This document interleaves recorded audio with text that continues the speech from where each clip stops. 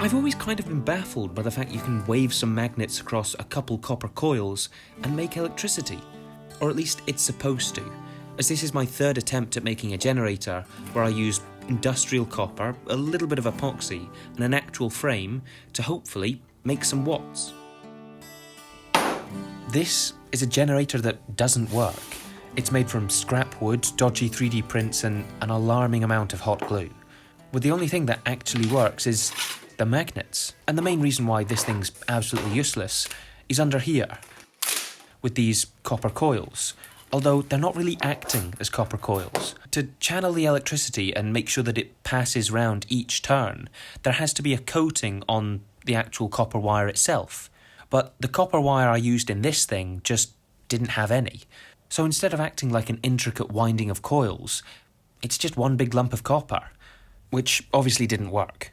And so I bought this, some actual enamelled wire, about 250 grams of it, which did need to be wound into coils.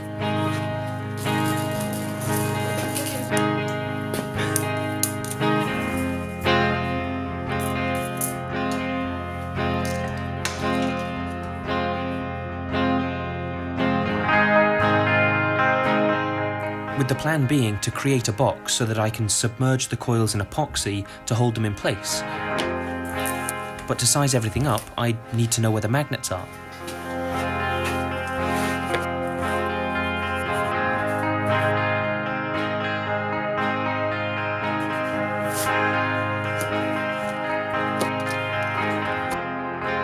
Although after placing in all of the coils so that they sit with the same diameter as the ring of magnets, they didn't really fit very well. So I had to trim just a little bit of the plastic holder.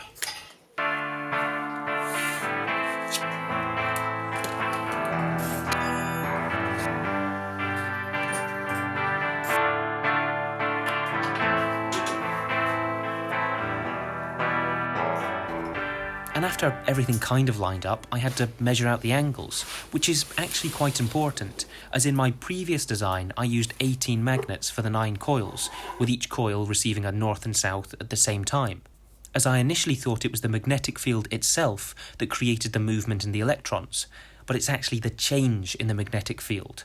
It's kind of like riding a bike. Giving the coils 2 magnetic fields at the same time is like pushing down both pedals.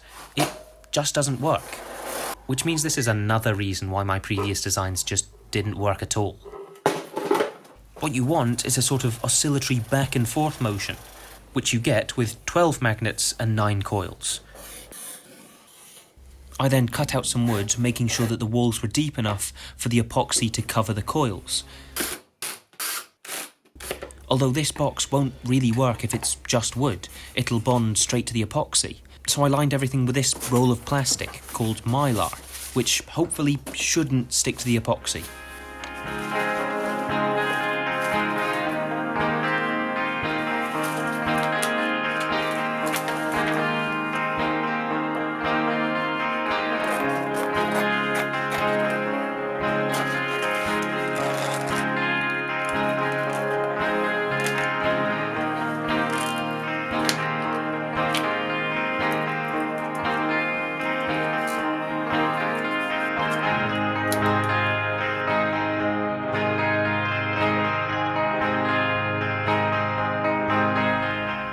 But before all of the coils get covered, they need to be wired together, which kind of needs to work first time because the epoxy's fairly permanent.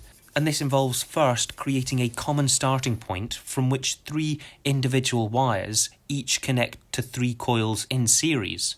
However, when I first started to solder everything together, it just didn't really work at all.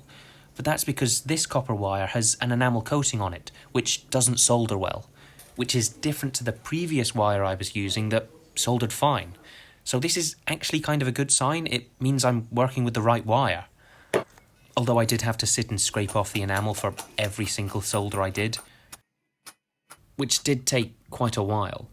But the results look pretty good, and after about an hour of soldering I had a completed circuit with 3 wires for 3 phases.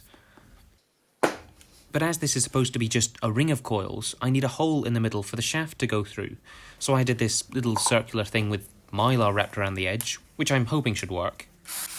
And the only thing left to do before drenching all this in epoxy is to hopefully test the circuit and make sure all of these wires are connected the way they should be. And this probably isn't the best way of doing it, but a battery will produce a voltage, and so if I connect the two terminals across a couple coils and the battery to the ends of the wires, I should be able to see a voltage. And somehow this rather makeshift system worked. Therefore,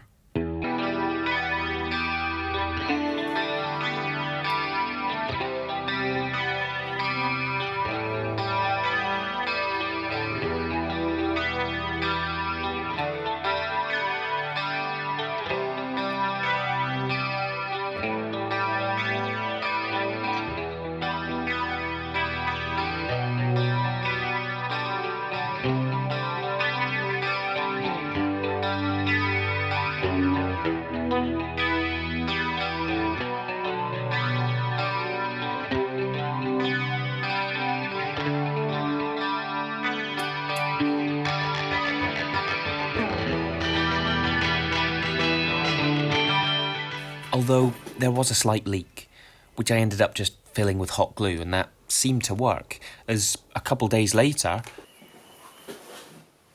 the thing was rock solid, although getting it out of its box was more difficult than I thought it was going to be.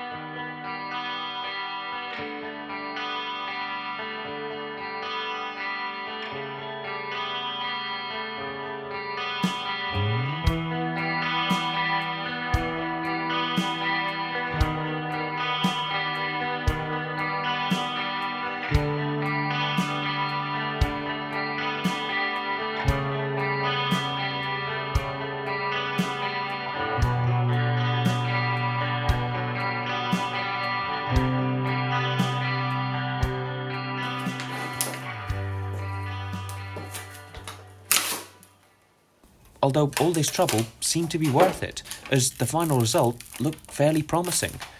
Apart from one thing. The epoxy had gotten under this bit of wood and it was very much stuck, so I had to use this thing.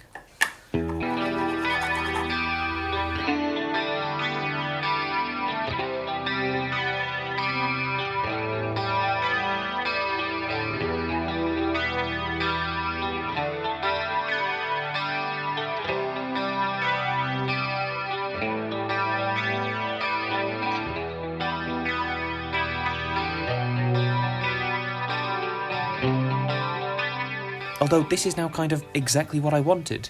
The coils are very secure and the magnets can sit almost flush with the copper. And all that's left to make is just a frame for this to sit in, which will very much be just a box. Although the epoxy will have holes drilled in it so that it can sit on these threaded rods and have its position within the box adjusted, which itself was made from this 45mm square timber, cut to precision.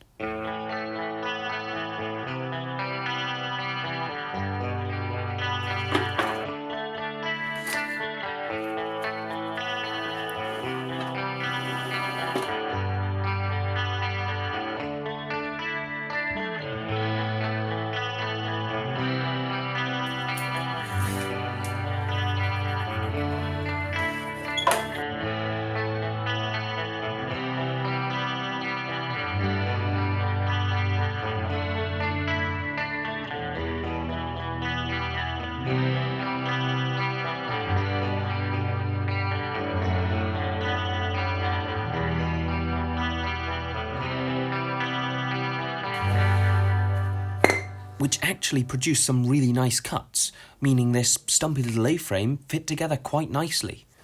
And then with 4 little branches connecting it to the other half, the frame was complete. And this did turn out a lot better than I was expecting, and it kind of felt wrong to just screw everything together. So I rather ambitiously decided to turn my hand to a little bit of joinery.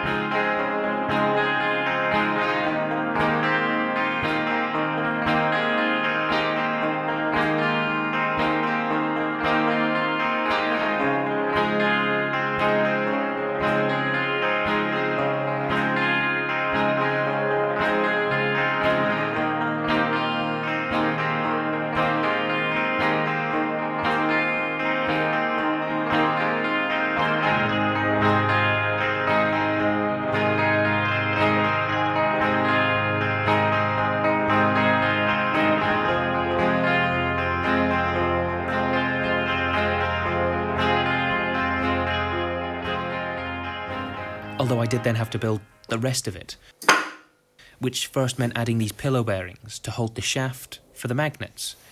And as much as the joinery actually turned out relatively successful, it took far too long.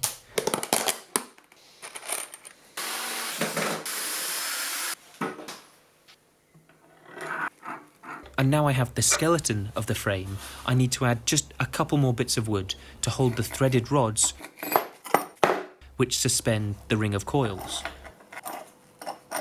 which hopefully should have the ability to move back and forth depending on where the nuts are threaded. And the epoxy itself did have some small imperfections, which I thought polishing would help.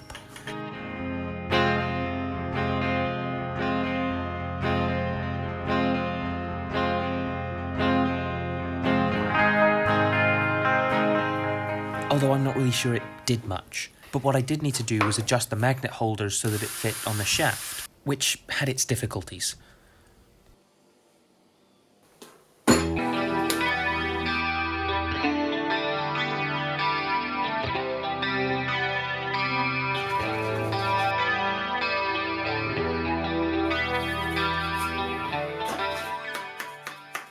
And from this point, everything was ready to be assembled together, with the final part being the little spacer in between the two rings of magnets so they don't squish together. And after securing everything together, which included screwing the magnets to the shaft, everything was functioning, even if some of the tolerances weren't great. And then for the electronics, I did just bring over the same system I made for the windmill, which consists of a rectifier, a switch, a couple capacitors and a voltage regulator, which take the three-phase flow generated by the generator and pass it to the rectifier, which only allows current to flow in one direction, effectively making the AC DC, which itself is passed to the capacitors, which have a sort of smoothing effect, essentially nullifying the oscillations in the DC flow, which then arrives at the 5-volt regulator, which essentially acts like a limiter, ensuring that 5 volts is always supplied to the portable charger. And so this is kind of a complete circuit. When I spin the generator, it should charge the portable charger. But to first test just the generator, I connected a voltmeter only across the rectifier, and then spun it by hand. And at this point I have kind of spent multiple months working on a generator, with the first attempt being terrible, and the second attempt wasn't really that much better.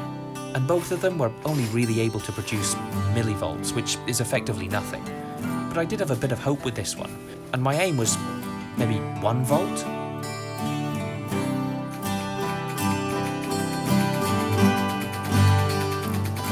And so I think I can say this thing actually works. Although then I was kind of curious to see what would happen if I connected something a bit more powerful.